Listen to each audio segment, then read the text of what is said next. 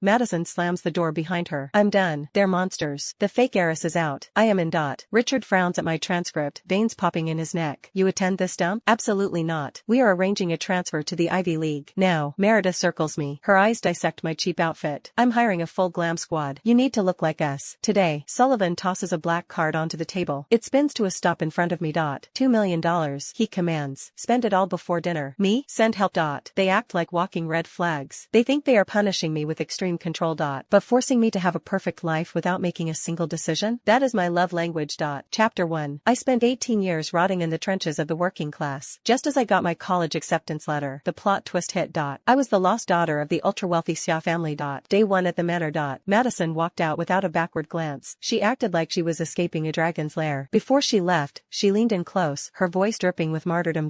This house is a prison. I've been suffocating for years. Just remember, she whispered. I took this bullet for you for 18 years. She looked so genuinely miserable that I actually felt a spike of panic. My brain instantly conjured up every dark billionaire trope in the book. Toxic family feuds, trashy melodrama, maybe a dungeon in the basement. No way. It couldn't really be that bad, right? I looked at my new family. They stood there, radiating an icy, intimidating aura. Richard stared at my high school transcript like it was a contagious disease. His brow furrowed deep. This university is trash, he declared. No daughter of this family is going to a third-rate institution. Sullivan, fix this. Get your sister into a top-tier university. Sullivan pushed up his gold-rimmed glasses. The movement was precise, elegant. Perfect timing, he said coolly. Madison refused to go abroad. She insisted on staying local to be with that thug. I thought the admission slot was going to go to waste. Thank God my real sister is here. His tone dropped 10 degrees when he mentioned the thug. You could practically hear the frost forming in the air. Meredith, who had been silent until now, finally spoke. Her voice was crisp, melodic, and absolutely ruthless. Sullivan, listen to me. From this moment on, she's just Madison. She has no claim to our name anymore. Your only sister is Willow. I had been worried I wouldn't fit in, but hearing that absolute dismissal of the outsider, my anxiety evaporated instantly. Chapter 2. Sullivan showed me the brochure for the new university. I flipped through the pages and froze. This school is incredible. Sullivan looked surprised. Willow, do you not hate Dad? ?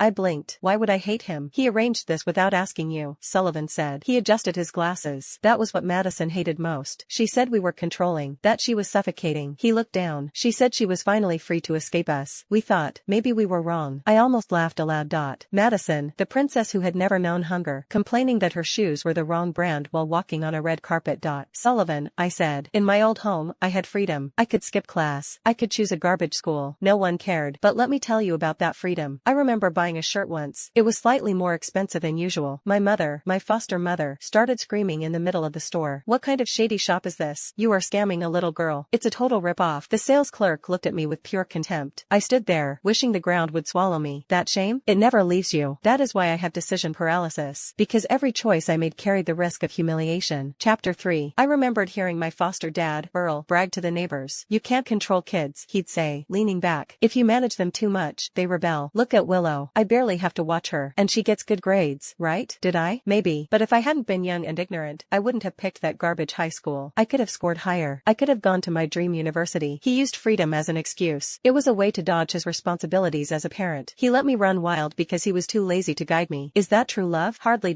I looked up at Sullivan. My voice was steady.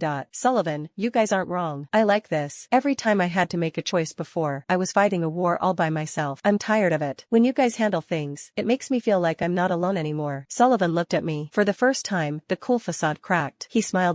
It was a look of pure, unadulterated affection. He reached out and ruffled my hair. He didn't say a word, but the light came back into his amber eyes. They shimmered like top-shelf honey, warm, rich. I adapted to life at the manor fast. Here, I didn't need to make choices. Everything was arranged, properly, meticulously. Just be obedient, and you get the best of everything. Help. Do you have any idea how appealing that is to someone with crippling decision paralysis? Meredith hired a squad. Makeup artists, personal trainers, stylists. She was determined to polish me until I shined.